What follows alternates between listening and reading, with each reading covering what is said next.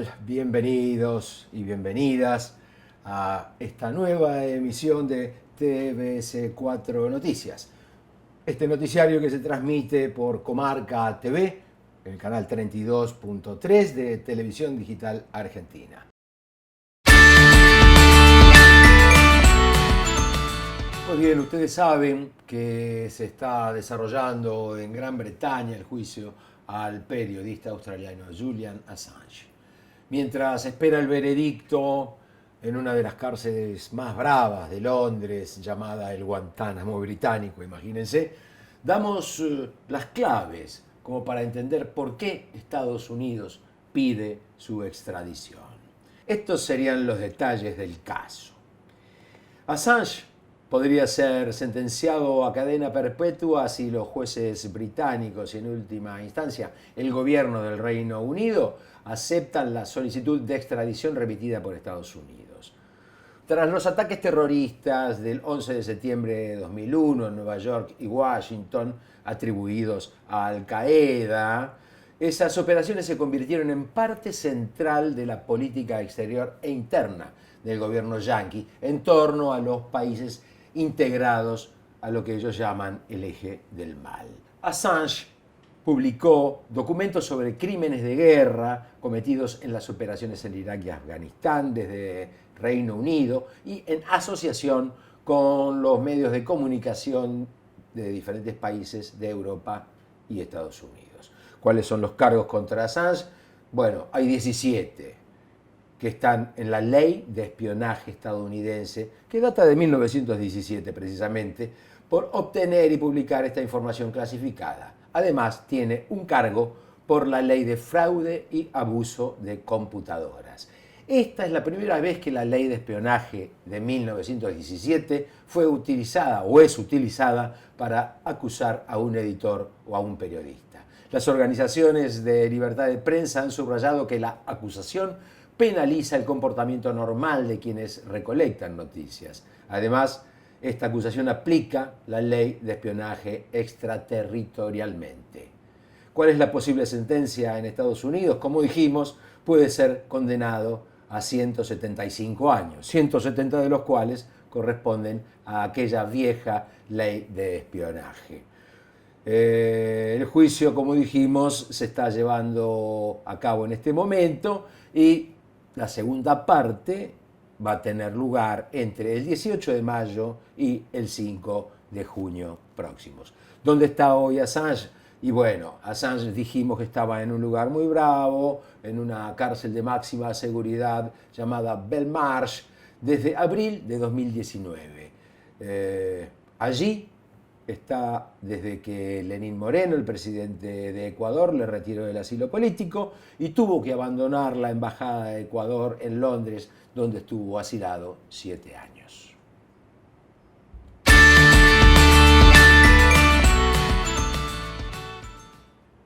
Una triste noticia para aquellos que amamos el espectáculo. Max von Sydow, una leyenda del cine mundial realmente, murió en Francia a los 90 años. Este sueco fue un actor que hizo de todo en el cine. Interpretó El Séptimo Sello, donde jugó al ajedrez con la muerte. Fue Jesucristo, también fue el demonio. Luchó contra Lucifer con agua bendita en El Exorcista. Fue el Cuervo de Tres Ojos, el Papa Clemente VII, Eugene O'Neill, el emperador Ming y hasta el abuelo de Heide. Interpretó incontables personajes. El gran artista lamentablemente falleció en su casa en Francia. Había nacido en la localidad de Lund, en Suecia, en 1929. De los 90 años que vivió, 70 los pasó entre los sets de filmación y los escenarios teatrales, que para él era su gran pasión. Trabajó con los más grandes directores de la historia. Logró 2 Oscars, pero solo dirigió una película. Fue en 1998 y forzado por las circunstancias, porque sabía que la dirección no era lo suyo, pero impresionado por la novela Katinka, de origen danés, decidió dirigirla él mismo y fue considerado por sus pares como un gran filme. Con Ingmar Bergman eh, hicieron muchísimas películas. Exactamente hicieron 11 películas. Filmaron El séptimo sello, El manantial de la doncella o La fuente de la doncella, como se conoció en la Argentina, Fresas salvajes, La hora del lobo, Los comulgantes, La vergüenza. Y a pesar de ello, en sus memorias tituladas Linterna mágica, Ingmar Bergman no lo nombra, no lo menciona ni una sola vez. En cambio, el director y actor norteamericano Woody Allen decía de Von Sydow que su talento es tal que traspasa todas las fronteras, ya se trate de un personaje complejo o sencillo, tanto da, es lo mismo. Tan bueno es, o tan bueno era, que el equipo entero, cada vez que terminaba una escena, lo aplaudía. Con su fallecimiento, con el fallecimiento de Max von Sydow, muere una leyenda del cine, aunque él se consideraba un actor teatral, porque igualmente para nosotros von Sydow fue el cine mismo.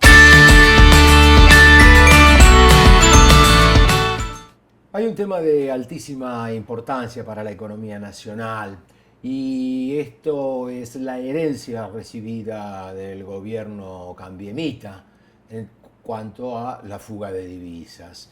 Queremos conocer quiénes fueron los que fugaron las divisas, así que, tal y como lo había anticipado en el Congreso durante la apertura de sesiones el presidente Alberto Fernández, le pidió al Banco Central que preparase un informe sobre quiénes fueron los que se llevaron los dólares del país.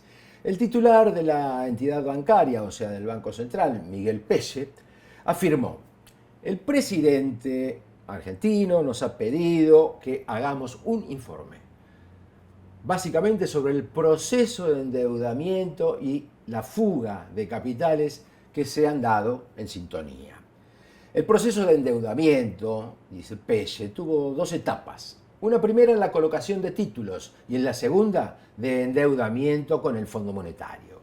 Esta segunda etapa ha tenido fallas en los procedimientos y son fallas que vamos a revisar, advirtió el funcionario nacional.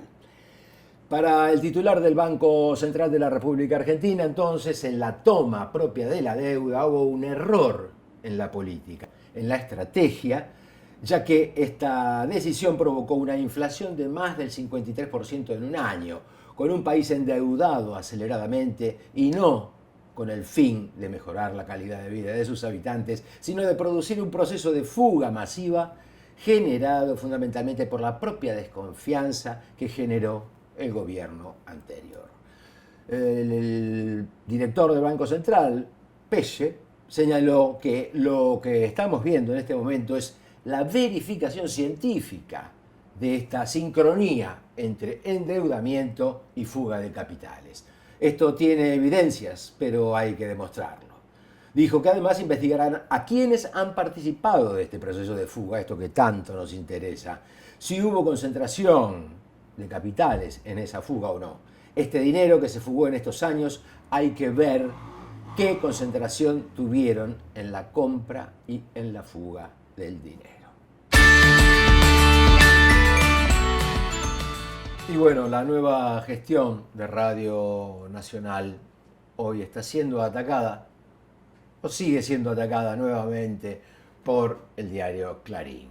Continuando con la práctica de periodismo de guerra, instaurada en 2008, y cuyo resultado puso al multimedio en lo más alto del aparato comunicacional de la República Argentina, este diario insignia del multimedio vuelve a atacar la gestión de los medios públicos como en los tiempos de la ley 26.650 de comunicación audiovisual. Por su discurso de apoyo a los trabajadores de la televisión pública, los primeros palos fueron contra Rosario Lufrano, directora de Radio y Televisión Argentina.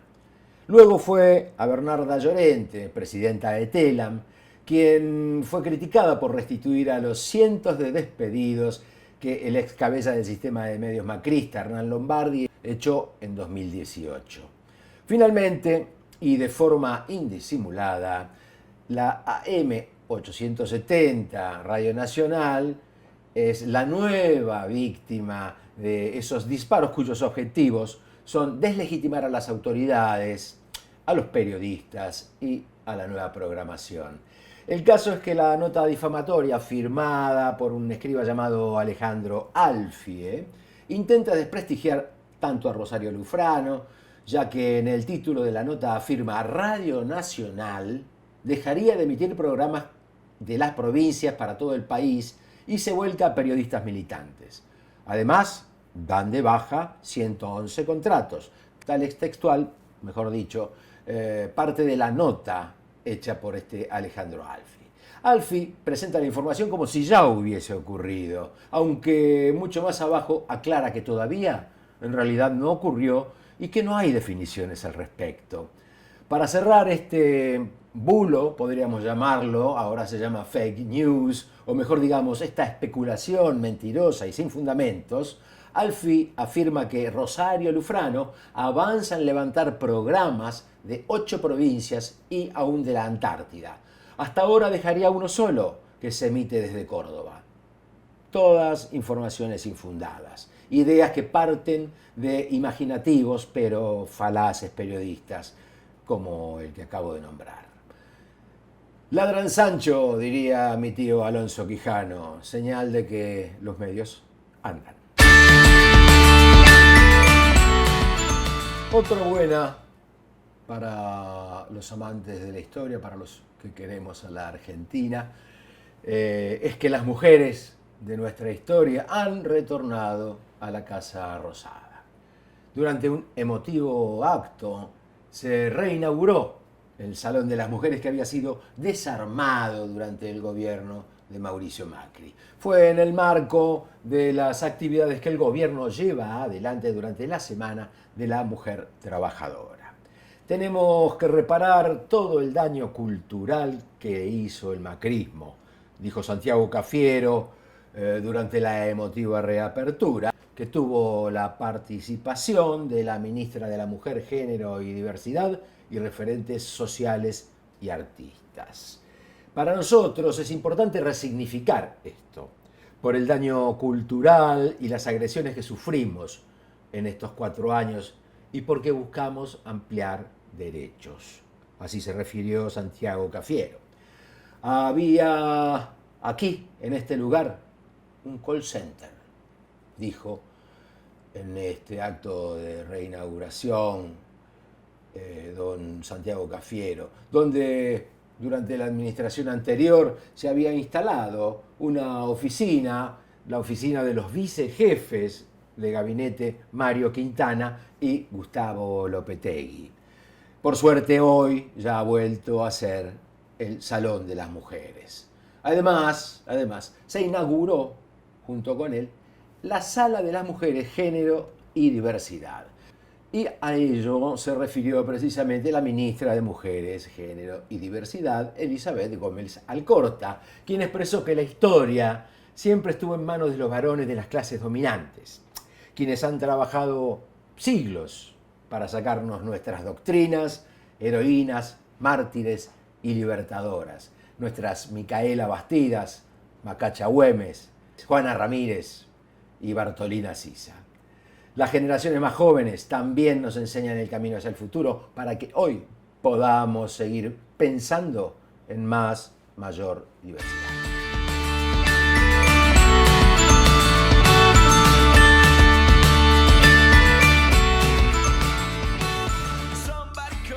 Vamos a recordar una efemérides, que un 14 de marzo de 1877 murió en Southampton, Inglaterra, el brigadier general don Juan Manuel de Rosas.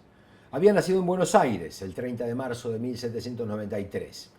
Hijo de ganaderos, él mismo lo fue, como toda su parentela, y convirtióse en uno de los hombres más poderosos de la provincia de Buenos Aires. Luchó contra los ingleses en su juventud, en las invasiones de 1806 y 1807. Casó luego con Encarnación Ezcurra. Y se dice que a nadie amó tanto Rosas como a esa mujer, ni nadie creyó tanto en él como ella. De modo que llegó a ser su mano derecha y con habilidad, perspicacia, ella inducía, sugestionaba, conducía de algún modo las políticas de la ciudad de Buenos Aires y de la provincia de Buenos Aires. Además de su gran ascendiente entre el pueblo y sobre todo entre los negros, al igual que don Juan Manuel, sin dudas fue ella su mejor colaboradora. Dirigió los destinos de la provincia don Juan Manuel de Rosas desde 1829 hasta 1852 y fue asimismo encargado de las relaciones exteriores de la Confederación.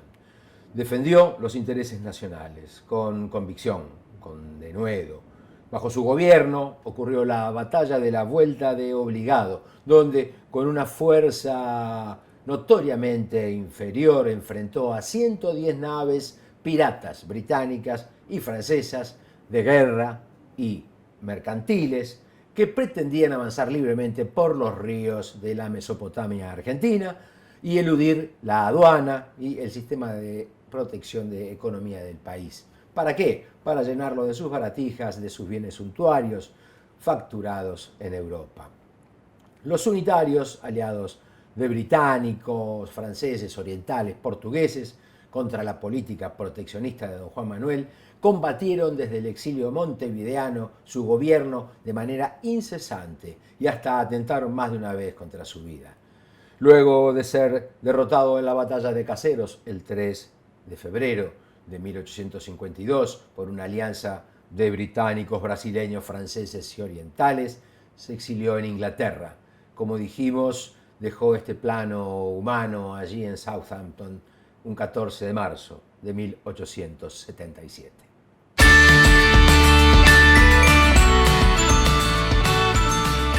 Es momento de hablar del coronavirus, esta enfermedad, esta pandemia mundial que lamentablemente ya llegó a la Argentina, ya hay una cantidad importante de afectados y lamentablemente debemos contabilizar a 2 personas que han muerto.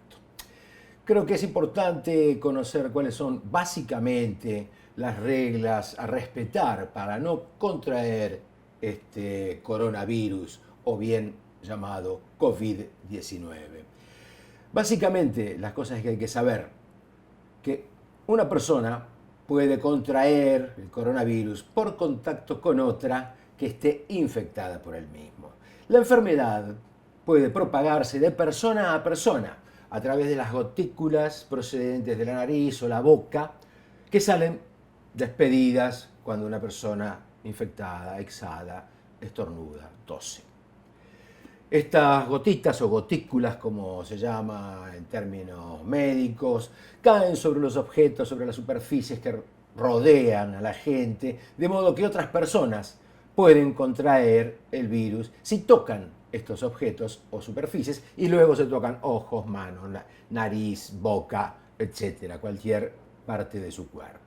También pueden contagiarse, con cuidado, tengan cuidado, si inhalan esas gotitas o gotículas que haya esparcido una persona al toser, una persona infectada con el coronavirus. Por eso es muy importante mantenerse, por eso es muy importante mantenerse a más de 1 metro de distancia de una persona que se encuentre enferma. Adopte medidas de higiene respiratoria, podemos llamarlas. Al toser o estornudar, cúbrase la boca y la nariz con el codo flexionado o con un pañuelo. Tire el pañuelo inmediatamente y lávese las manos con un desinfectante a base de alcohol o bien con agua y jabón, como ya habíamos dicho. ¿Por qué? Al cubrir la boca y la nariz durante la tos o el estornudo, se evita la propagación de gérmenes y virus. Si usted estornuda o tose, cubriéndose con las manos, puede contaminar los objetos o las personas a los que toque. Hay que mantener lo que se llama hoy un distanciamiento social, es decir, mantenerse más o menos a 1 metro de distancia de las demás personas, particularmente de aquellas que tosan, tengan fiebre, tengan estornudos. ¿Por qué? Y porque cuando alguien con una enfermedad respiratoria, como la infección por este coronavirus, tose o estornuda, proyecta esas gotitas que contienen el virus y si está demasiado cerca cualquiera puede inhalarlo. Si tiene fiebre, tos y dificultad para respirar, solicite atención médica a tiempo. En el Hospital Posadas comienza la reincorporación de todo aquel personal despedido durante el gobierno cambiemita. A partir de ahora serán 30 trabajadores por mes los reincorporados, hasta completar los 205 cesanteados durante la gestión anterior. Gremios y delegados, por supuesto, celebraron un acto en el hall del Hospital Posadas para recibir a los primeros 60 trabajadores reincorporados. En el acto estuvo Nora Corteñas, de Madre de Plaza de Mayo, de línea fundadora. El regreso de los despedidos fue posible tras la designación de Alberto Maceira como interventor del hospital. Desde su asunción, tanto Maceira como las autoridades del Ministerio de Salud indicaron su voluntad de reincorporar a todos los cesanteados. Al asumir, el nuevo director indicó que el hospital se encontraba devastado y aseguró que el objetivo es no solamente reconstruirlo, sino recuperar la mística de todos aquellos que allí trabajan. Cientos de personas se acercaron a acompañar a todos los trabajadores que volvían con alegría a sus puestos. Pasamos a una noticia del ámbito provincial. Vamos a la gran provincia de Santa Fe, la llamada Invencible. Vamos allí porque ya está en marcha el primer viñedo santafesino, situado apenas a 113 kilómetros de Rosario. Precisamente allí, en plena pampa húmeda, donde la soja es la reina indiscutida de los cultivos. Sin embargo, un grupo de emprendedores ya está dedicando su tiempo y trabajo a crear el primer viñedo de la provincia de Santa Fe. Aunque por ahora se trata de una iniciativa más recreativa, digamos, que comercial, está situado en el pueblo de Arteaga, pueblo de unos 10.000 habitantes, ya dije a 113 kilómetros de Rosario, y allí Luciano Palacesi ha comenzado este experimento y sueña con ser el primer productor vitivinícola de la provincia. El viñedo de Arteaga ya obtuvo una precalificación de las autoridades nacionales y en esta semana continúa con los trámites para su registro oficial. Si bien ya hubo otros experimentos, hasta ahora nunca alguno había llegado hasta este punto de ser aceptado por las autoridades nacionales. De obtener luz verde, se convertiría, por supuesto, en el primero de Santa Fe. El viñedo tiene un potencial de entre 10.000 y 15.000 litros, ocupa una superficie por ahora muy pequeña, de 1 hectárea, donde en total se sembraron 3.600 plantas, 3.600 esquejes de viñedos, que darán lugar a varietales con mezclas de Malbec y de Cabernet Sauvignon.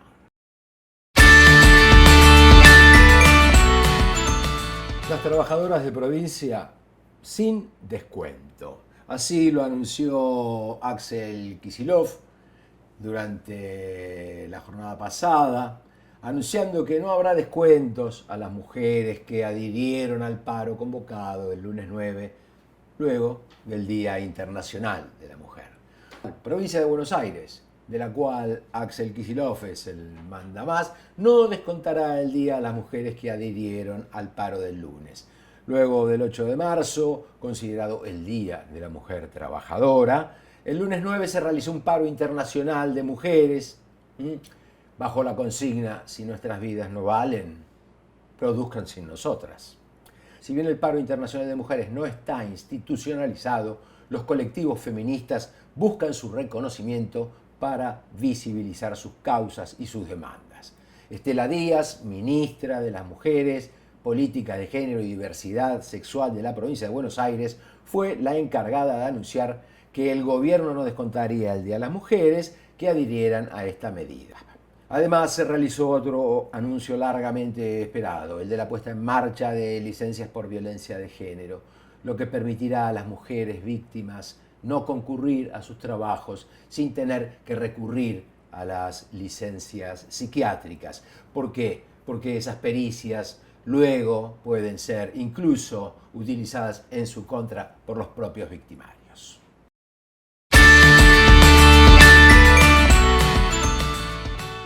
Comienza el juicio al policía Chocobar, aquel de la doctrina inventada por Patricia Bullrich, que bautizó con el propio nombre del policía asesino. En un tribunal oral de menores, sin público ni periodistas, comenzará uno de los juicios más esperados en los últimos tiempos. En el banquillo de los acusados habrá dos imputados. El principal es el policía Luis Chocobar, de 33 años, convertido en héroe del macrismo tras haber asesinado a balazos y por la espalda al joven Juan Pablo Cucoc, de 28 años, quien no estaba armado y que podría haber sido detenido sin haber hecho ningún disparo. El otro imputado es un joven que era menor de 18 años en el momento del suceso y que es señalado como el presunto cómplice de Cucoc. El hecho ocurrió el 8 de diciembre de 2017 en el barrio de La Boca. En febrero de 2018, el juez nacional de menores, Christian Axel von Liers, elevó la causa a juicio con Chocobar como imputado del delito de homicidio agravado en exceso de cumplimiento del deber, por la muerte de Cucoc, claro. El juicio oral, que debía haber comenzado el 26 de febrero, fue postergado por decisión del Tribunal Oral de Menores 2 de la capital federal. Chocobar, que llega a juicio en libertad, estuvo preso al comienzo, pero fue excarcelado días después y contó con el apoyo del expresidente Mauricio Macri, quien lo recibió en la Casa Rosada como si fuera un héroe. El hecho también fue exaltado, y mucho, por la exministra de Seguridad Patricia Bullrich, quien reivindicó lo hecho por este policía. De su prédica, como decíamos al comienzo, surgió lo que se conoció como la doctrina Chocobar, basada, en pocas palabras, en la exaltación del gatillo fácil policial. Y así culminamos con esta emisión de hoy de TVS 4 Noticias, donde, ustedes saben, tenemos un compromiso con la verdad. Será hasta el próximo encuentro.